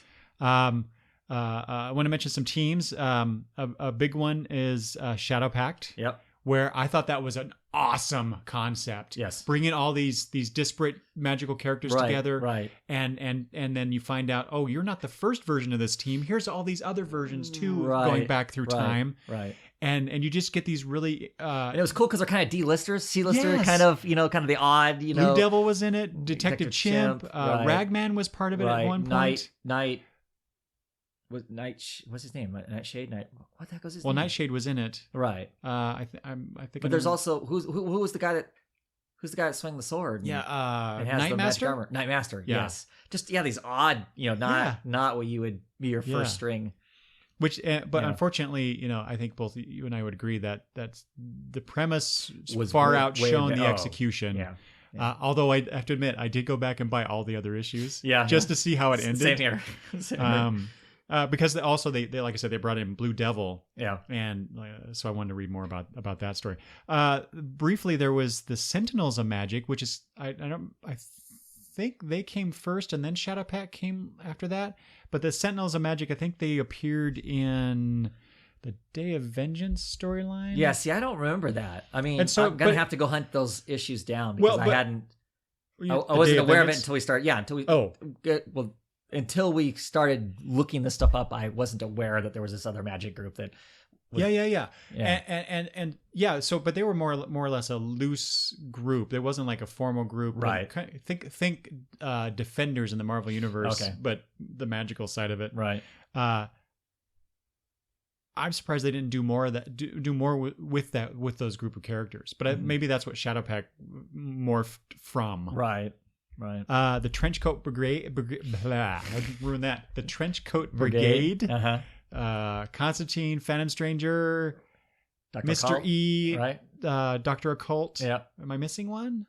Is that it? I think that's it. Maybe Deadman is part of that. No, he's not. He's not a trenchcoater. Right. I'm thinking of the Books of Magic where he was in. Right. With those characters. Right. So yeah, I mean there was a mini series. They all, like I said, they also appeared in the Books of Magic. Right. By Neil Gaiman and. Demon Knights, the New 52 Demon Knights. That's most of those characters are magically based. Yeah. So and I love that series. When it first launched. Yeah, I was hot and cold on it. Yeah. Oh. Yeah. At best, you should be lukewarm on it, Travis. Okay. Or at worst, that you makes should be lukewarm, I guess. You're right. I was lukewarm on it. You're right. Yeah. Were there any? These are all DC teams. Are there any substantial Marvel magical based teams? That are purely not that I'm aware of. That are purely magical. I couldn't find any. I mean, the Defenders gets close. Right. I mean, there's a lot of mythical type people. I mean, short of like the Hulk, just about everybody else in like the original Defenders, for instance, were that way. Like I said, I don't have a lot of depth on the Journey into Mystery, so I don't know if there was a greater teaming in there as far as that stuff. There's some of the groups in the Norse gods and whatnot, but I'm not aware of or all magic oriented kind of a thing. Or just trying to think back to Fear itself, because that was the whole hammer thing, which might have, and even that doesn't. Yeah, and that may just be my lacking of depth when it comes to Marvel these days. But I don't think so. I don't remember there ever being. I mean, even back in like the early '80s when I was collecting a lot more Marvel stuff, it was mutants. It wasn't. Yeah. It wasn't magic, right? Right. So I don't. Yeah, I don't know. I can't think of any. Yeah, me either. Sad. So, if there are people out there who know the answer to these questions, you're thinking you guys don't know crap. Yep. Well, you're right. You're fair. And you got to let me know. Sure, for sure. Well, Travis, is there anything else on your list, or anything else you want to talk about regarding our favorite magical characters? I don't think so. I mean, I love them. I mean, like I said, I mean, the list could have gotten really big, out of control, really quickly. So, trying to keep it, it hammered down. But I said I like, I like the Magic universe. I like the Magic universe within superheroes. I think it's an intriguing, kind of a thing. So, more. Mm-hmm. Mm-hmm. So which character or characters would you like to see have their own book or miniseries or whatever that we don't have right now? Dr. Fate. I mean, that's, way at top of the list. I'm pro Ragman. Mm-hmm. I keep seeing creators out there going, hey, I'd like, Phil Hester would chomping at the bit to do a Ragman. Oh, really? Write it and or draw it, either one. I'd get that. I mean, his style of art would work perfect for a Ragman and whatnot. Ragman would be huge as far as that kind of stuff goes. I like we've talked about, I'd be down with the Black Alice miniseries. I don't know that I could imagine a ongoing, but some sort of a. Worries me though. I start saying that, and then they're like, "Well, if we're gonna do that, we have to make some event to do it." And it doesn't need to. It doesn't need. You know what I mean? It doesn't need to be that. Or hey, I'm telling you, my idea. I like the Spectre. I like this last version of the Spectre, the Gotham by Midnight, where the Spectre was in it and whatnot. Oh yeah, that was good. I really like that book. I even like the way the crazy thing ended and whatnot. For me, bring it back again or bring something back like it. I kind of like the spook squad of Gotham. To me, that's perfect to have those kinds of odd, characters and whatnot. I'd love to. I like youth books too. I would be all for let's get a young magic group, a Teen Titans Magic or whatever I think would be cool.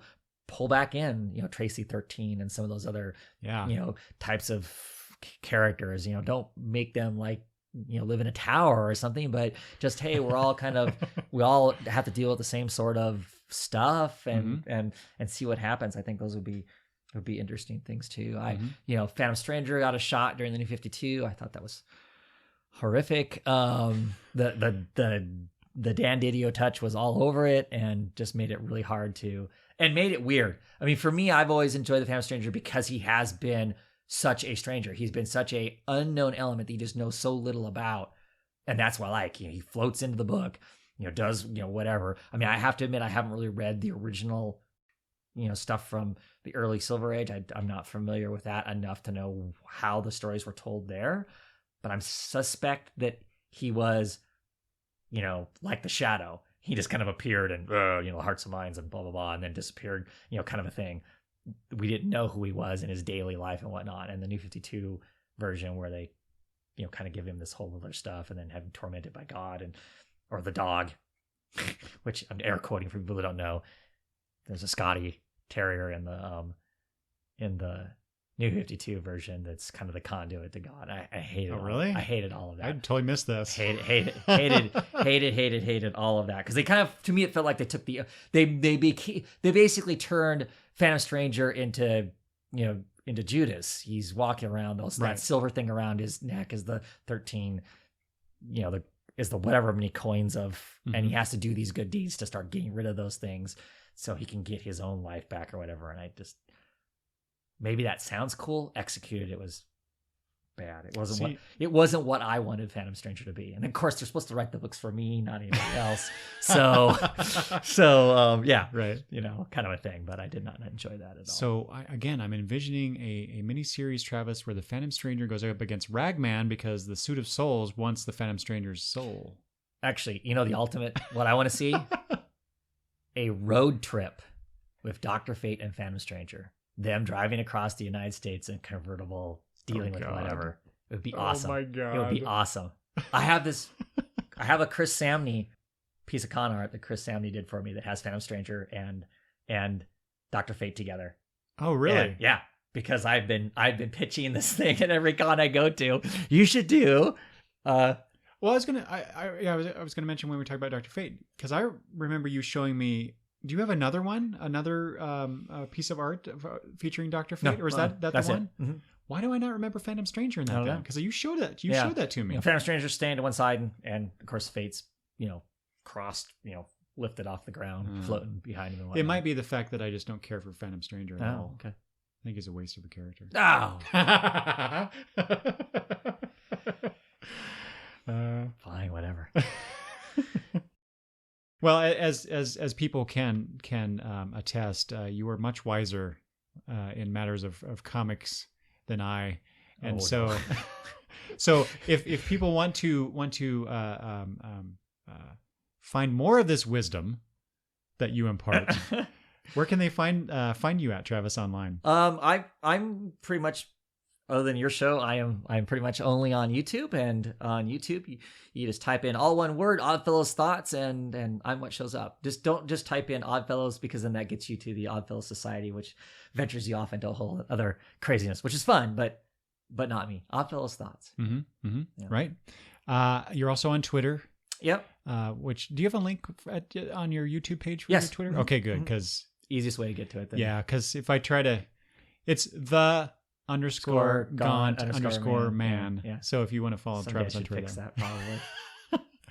You'd have to start all over, wouldn't you? I don't know. I don't know if you can change your actual the actual @ I know you can change your name, regardless of that, you can still search for Oddfellows Thoughts on Twitter, and you come up. So there you go. So there you go.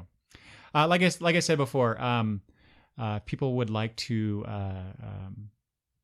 tell us all the characters that we've overlooked, and why your favorite characters are better than ours. You can always do that by emailing me at longboxreview@gmail.com. You can also find me on Twitter at longboxreview. I make it really simple, unlike some people in this room. Yeah, whatever. Or you can leave comments at the blog post at longboxreview.com. Travis, this is so much fun. Yeah. I love talking comics with you and doing this magical characters, which like I said before, I wanted to do this with you specifically because I know how much you love them. I love them. Apparently everybody loves magical characters in comics because there's a ton of them, right? Especially in DC. But yeah, it's a lot of fun. Like I said, this will come out during right before Halloween, so it all kind of converged, somehow mystically converged in this way in my little mind. So it was great fun talking with you again. Thank you so much. And we will talk very soon, because I mentioned to talk about other topics involving our beloved comic books. All right. That is the show, everybody. Thanks for listening, and I will talk to you soon. Bye-bye.